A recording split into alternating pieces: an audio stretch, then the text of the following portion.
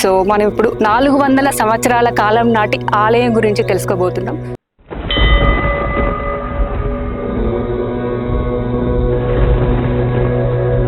తిరుపతిలో ఏ విధంగా స్వామివారు మనకు ఏ రూపంలో దర్శనమిస్తారో అదే విధంగా ఇక్కడ ఉన్నటువంటి స్వామివారు కూడా అదే రూపంతో మనకు దర్శనమిస్తారు.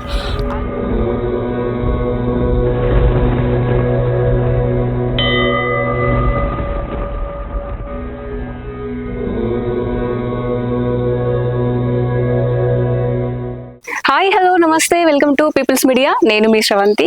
సో మనం ఇప్పుడు 400 సంవత్సరాల కాలం నాటి ఆలయం గురించి తెలుసుకోబోతున్నాం. సో ఈ ఆలయ విశిష్టత ఏంటి అంటే తిరుపతిలో ఏ విధంగా స్వామివారు మనకు ఏ రూపంలో దర్శనమిస్తారో అదే విధంగా ఇక్కడ ఉన్నటువంటి స్వామివారు కూడా అదే రూపంతో మనకు దర్శనమిస్తారు. అలాగే దాదాపుగా చాలా మంది భక్తులు కూడా ఇక్కడికి వచ్చి స్వామివారిని దర్శించుకుంటారు. స్వామివారిని దర్శించుకొని మన కోరిక మొక్కితే గనక ఖచ్చితంగా ఆ కోరిక నెరవేరుతుంది అని చెప్పేసి భక్తుల విశ్వాసం. సో ఈ ఆలయం ఎక్కడో కాదండి, మన రాజన్న సిరిసిల్ల జిల్లా ముస్తాబాద్ మండల్ గూడెం గ్రామంలో ఉన్నటువంటి శ్రీ లక్ష్మీ వెంకటేశ్వర స్వామి ఆలయం. చాలా పుణ్యక్షేత్రము.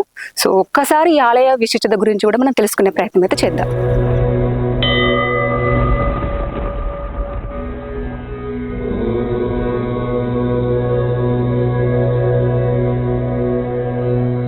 సో పంతులు గారు, మనకు ముఖ్యంగా శ్రీ లక్ష్మీ వెంకటేశ్వర స్వామి ఆలయ విశిష్టత ఒక్కసారి మనకు వివరించండి. అమ్మా, ఈ విగ్రహం అనేది మనకు ఇక్కడ వెలిసిన విగ్రహం కాదు. అదే విధంగా ఏదో శిల్పం చెక్కిన విగ్రహం కాకుండా ఆనాటి కాలంలో ఆవునూరు దేశపాండేలు అనే వాళ్ళు ఉండేవాళ్ళు. వారు తిరుపతి దర్శనానికి వెళ్ళినప్పుడు అక్కడ వారికి స్వప్నంలో నేను పలానా దగ్గర నేను మీ ఊరికి వస్తాను అని చెప్పడం వల్ల వాళ్ళు అర్థం కాక మళ్ళీ ఒక 2 రోజులు స్టే చేసి ప్రయత్నం చేస్తే నేను పలానా దగ్గర నేను మీ ఊరికి వస్తా అని చెప్పి మరీ స్వామి చెప్పడం వల్ల వాళ్ళు ఆ కాలం నాడు ఎడ్ల బండ్ల మీద అక్కడి నుంచి ఇక్కడికి తీసుకొచ్చేటప్పుడు ఎప్పుడైతే అక్కడి నుంచి తీసుకురావడం మొదలుపెట్టారో వాళ్ళు ఒక మనిషిని పంపించారు ఆవునూరు గ్రామానికి. పంపించి మేము స్వామివారిని తీసుకొస్తున్నాము, అక్కడ దేవాలయం నిర్మించండి అని చెప్పినప్పుడు అక్కడ వీళ్ళు దేవాలయం నిర్మించడం స్టార్ట్ చేశారు. అక్కడి నుంచి వచ్చేసరికి చాలా రోజులు పడుతుంది కాబట్టి ఎడ్ల బండ్ల మీద ఇక్కడికి వచ్చేసరికి చాలా టైం పట్టింది. టైం పట్టిన తర్వాత తెల్లవారి లేదా మర్నాడు ఏకాదశి అట్లా కావడంతో ఇక్కడి నుంచి అక్కడికి బాజా భజంతులతో ఊరేగింపుగా తీసుకెళ్దామనే ఉద్దేశంతో స్వామివారిని ఇక్కడ నిలపడం జరిగిన తర్వాత ఎప్పుడైతే స్వామివారికి నిలిపారో తెల్లవారి బాజా భజంతులతో ఊరు వాళ్ళందరూ ఊరేగింపుగా తీసుకెళ్దామని వచ్చినప్పుడు ఎన్ని ఎడ్ల బండ్లు కట్టినా ఎన్ని గుర్ర బండ్లు కట్టినా ఎంతమంది వచ్చి ప్రయత్నం చేసినా స్వామివారు కలకపోవడంతో ఆ స్వామివారు మళ్ళీ స్వప్నంలో కనబడి, సరే నేను ఇక్కడ స్థిరపడిపోయాను, భద్రాచలంలో ఏ విధంగా అయితే సీతారాముల వారు ఉన్నారో అదే విధంగా వారిని తీసుకొచ్చి అక్కడ నిర్మించమని చెప్పడం జరిగింది. ఆ విధంగా ఇప్పుడు ఆవునూరు గ్రామంలో సీతారాముల వారు, ఇక్కడ వెంకటేశ్వర స్వామి. ఇప్పటికి కూడా ఈ ఊరికి ఆవునూరు గూడెం అని అంటారు, కానీ గూడెం అని ప్రత్యేకంగా పిలవడం జరుగుతుంది.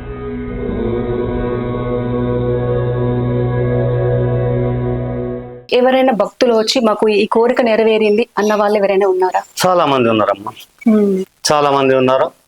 ఎక్కడి నుంచే కాదు, మనకు బెంగళూరు నుంచి కూడా స్పెషల్ గా ఈ గుడి విశిష్టత తెలుసుకొని వచ్చి సంతానం గురించి కోరుకున్నాక 4 నెలల లోపలనే మళ్ళీ సంతానం మాకు ప్రెగ్నెన్సీ కన్ఫర్మ్ అయింది అని చెప్పేసి మళ్ళీ వచ్చి స్వామివారి సేవ తీయించుకొని పోయిన రోజులు కూడా ఉన్నాయి. ఓకే, మనకు ఈ పూజ అంటే స్వామివారి టెంపుల్లో అంటే ఏ విధమైన పూజా కార్యక్రమాలు నిర్వహిస్తుంటారు ప్రతిరోజు? అలాగే ఎవ్రీ ఇయర్ కూడా ఏమేమి కార్యక్రమాలు నిర్వహిస్తుంటారు? మాకు రోజు వచ్చేసి నిత్య ఆరాధన నైవేద్యాలు ఉంటాయి. ఈ మధ్యలో భక్తులు కూడా సందడి ఎక్కువైంది. అదే విధంగా మనకు శ్రావణ మాసము, కార్తీక మాసము, అదే విధంగా ధనుర్మాసం, ఈ 3 నెలలు మాత్రం మనకు ఊరు జనాలు ప్రతి ఒక్కరి ఇంటి నుంచి రోజుకు ఒక్కసారి వచ్చి స్వామివారిని దర్శనం చేసుకునే పోయే పరిస్థితి వచ్చింది ఇప్పుడు. అదే విధంగా మనకు హోలీ పండుగ రోజు నుంచి బ్రహ్మోత్సవాలు అయితే అమ్మ 5 రోజులు బ్రహ్మోత్సవాలు ఉంటాయి. అత్యంత వైభవంగా ఆ 5 రోజులు అసలు ఈ దర్దాపుల్లో ఎక్కడ లేనంత హడావుడితోని చాలా బ్రహ్మాండంగా స్వామివారు సేవలు అందించుకుంటున్నారు.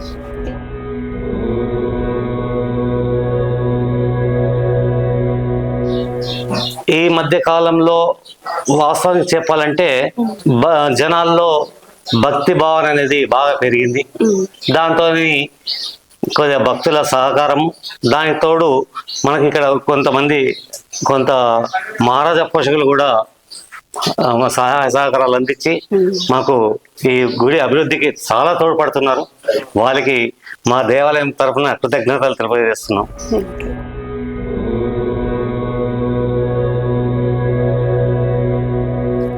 సో మనతో మాట్లాడడానికి విద్యాసాగర్ రావు గారు ఉన్నారు. ఒక్కసారి ఈ ఆలయం గురించి కూడా వారి మాటలు అడిగి తెలుసుకుందాం. హలో సార్, నమస్తే. జయ శ్రీమన్నారాయణ. జయ జయ శ్రీమన్నారాయణ. ప్రత్యేకంగా మీరు ఇంత శ్రమ తీసుకొని ఇక్కడికి వచ్చి ఆలయ ప్రాస్తాన్ని ప్రజలకు తెలుపడానికి వచ్చినందుకు ప్రత్యేక అభినందనలు.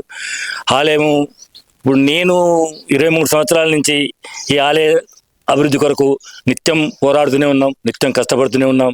ఈ రూపం తీసుకొచ్చినాం. దీనికి వాస్తవంగా ఈ ఆలయ చరిత్ర మీకు తెలవాలంటే కృష్ణదేవరాయలు మన తిరుమల తిరుపతి దేవస్థానాన్ని కట్టించినటువంటి కృష్ణదేవరాయలు ఆయన రాచరిక పీరియడ్లో 300 విగ్రహాలను తయారు చేయించిండు. 300 విగ్రహాలను తయారు చేయిస్తే అన్ని అక్కడిక్కడికి అందరికి పోయినాయి. అప్పుడు మన ఆలయం కూడా చిన్న, ఇక్కడ ఆలయం కాదు, ఆలయం లేదు ఇక్కడ. ఆవరణూరులో ఉన్నటువంటి కొండాపులోని దేశపాండలు ఎడగటి వాళ్ళు ఈ తిరుమల తిరుపతి దేవస్థానానికి పోతే బండ్లలో ప్రయాణం చేస్తారట. వాళ్ళు మాత్రం ఎప్పుడో 2-3 నెలలకు ఒకసారి వాళ్ళు అర్చకులు సామాను తీసుకొని బండ్లలో ప్రయాణం చేస్తే అక్కడ బండ్లలో అక్కడ వెళ్ళిన తర్వాత ఈ ఆవరణూరు దేశపాండ వారికి కళలో స్వామి కనబడి, నేను పలానా చెట్టు దగ్గర ఉన్నా, నన్ను తీసుకుపోండి, మీరు తీసుకుపోండి అని కళ్ళు వస్తుంటే వాళ్ళకి ఎంబడి అర్చకులు కూడా ఉంటారు కనుక ఆ అర్చకులను విచారించిందంట. సరే అడగండి, ఎక్కడుంది ఏంది అని అడగండి అని చెప్తే మళ్ళీ ఆ రాత్రి అడిగితే తెల్లవారు అదే రకంగా చెప్పిందంట. పలానా చెట్టు త్వరలో నేను ఉన్న త్వర దగ్గర ఉన్నా, నన్ను తీసుకెళ్ళండి అని చెప్పారట. అయిన తర్వాత వారు వెంటనే ఆ రోజుల్లో కూడా వారు దాని పర్మిషన్ తీసుకొని, అయ్యో గారు పర్మిషన్ తీసుకొని గుణపాలు పట్టుకొని వాళ్ళ అయ్యగారిని తీసుకుని అక్కడికి వెళ్తే నిజమే వారికి సాక్షాత్తు కళలో కనబడ్డట్టుగానే ఆ చెట్టు దగ్గర ఈ విగ్రహం కనబడ్డది. ఈ విగ్రహం కనబడగానే మళ్ళీ వారు పర్మిషన్ తీసుకొని తీసుకుపోవడానికి తయారు చేస్తే వారు ఒప్పుకున్నారు.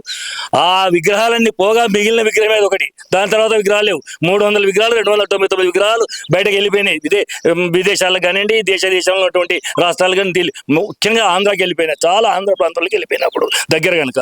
అయిన తర్వాత వారు తీసుకుని వచ్చిన తర్వాత వారు ఇక్కడికి వచ్చారు. ఆ బండ్లలో ప్రయాణం చేసుకుంటూ వచ్చిండ్రు. ఇక్కడ అందరు వెళ్ళిపోయినారు, ఆవనూరులో ప్రజలు వెళ్ళిపోయినారు, ఇక్కడ తెలిపిన తర్వాత ఇదే ప్రాంతానికి వచ్చి ఇక్కడ బండను ఆపుకొని ఈరోజు దశమి, రేపు ఏకాదశి నాడు తీసుకెళ్తామని చెప్పి వాళ్ళు బండ్లని ఆ విగ్రహాన్ని ఇక్కడనే పెట్టి ఆ ఊరికి వెళ్ళారు.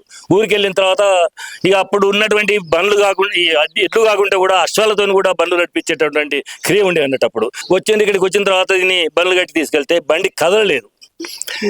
అయ్యా ఏంటి కదులుతలేదు, ఎడ్ల నిడిచిండ్రు, గుర్రాలను కట్టిండ్రు, బండ్లు కదలలేదు, ఏంటి కారణం అంటే రేపు కూడా మంచి రోజేనండి, మీరు మళ్ళీ అడగండి, స్వామిని అడగండి ఏం చేయమంటారు అంటే తర్వాత అదే రకంగా వారు అడిగిందంట.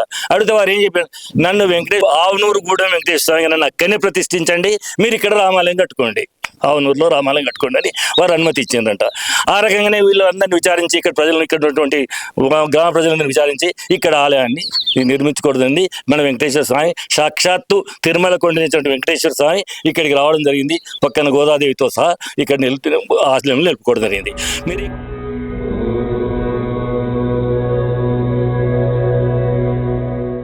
ఏంటంటే మా గుడిలో ఉన్నటువంటి యొక్క ప్రత్యేకత ఏంటంటే, చాలా మా దేవుడు స్వామి అంటే అందరికి వరాలు ఇచ్చేటువంటి ఒక స్వామి.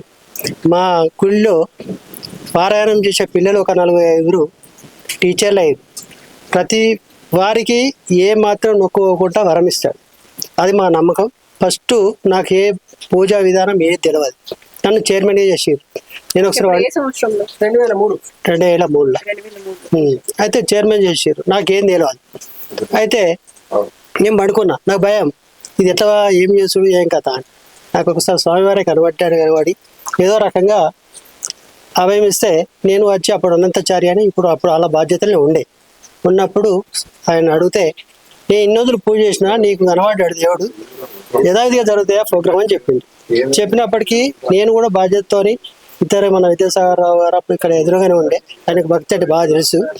ఆయన సలహా మేరకు నేను ఏది అడిగినా ఆయన చెప్తుంటే నేను చేస్తుంటే, చారి వాళ్ళు అనంతచారి వాళ్ళు అన్నది ఈ లాభాలు లేవు, పల్లెటూళ్ళ పైన కరువు అయిపోయి కానీ వెళ్ళిపోయారు అన్నమాట. అప్పుడు మేము బాధ్యత తీసుకొని ఆ బాధ్యత నిర్వహిస్తూ ఈ భక్తి రూపంగా పోతే అన్ని కార్యక్రమాలు పెట్టాం. ఏంటంటే గోదాదేవి కళ్యాణం, రంగనాయక స్వామి అని, ఇక రాగా బ్రహ్మోత్సవాలని, ఇక అడిగిన వారు కూడా పైసలు ఇచ్చారు. ఆ భగవంతుని కృప వల్ల అడిగిన వారు కూడా చందాలు ఇచ్చారు, పైసలు వచ్చినాయి, డెవలప్ అయింది, అందరం బాగున్నాం. మంచి భగవంతుడు భక్తి గలవాడని నేను నమ్ముకుంటూ కోరుతున్నాను.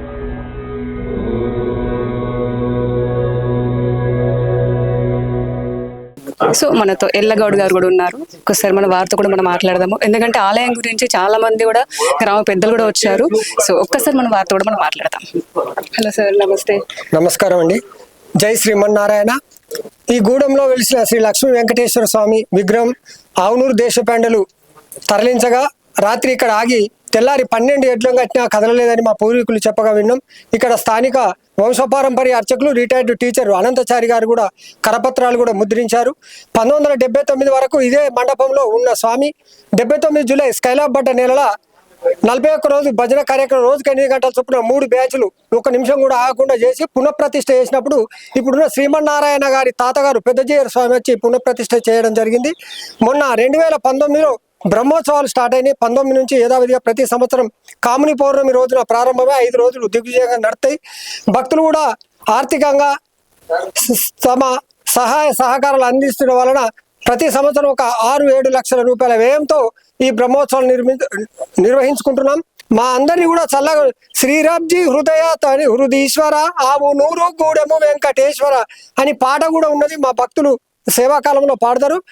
ఆవునూరు గూడెం, ఆవునూరు స్వామి ఇక్కడ వెలుసుడు ఈ గూడెం గ్రామాల అదృష్టంగా మేము నమ్ముతున్నాం.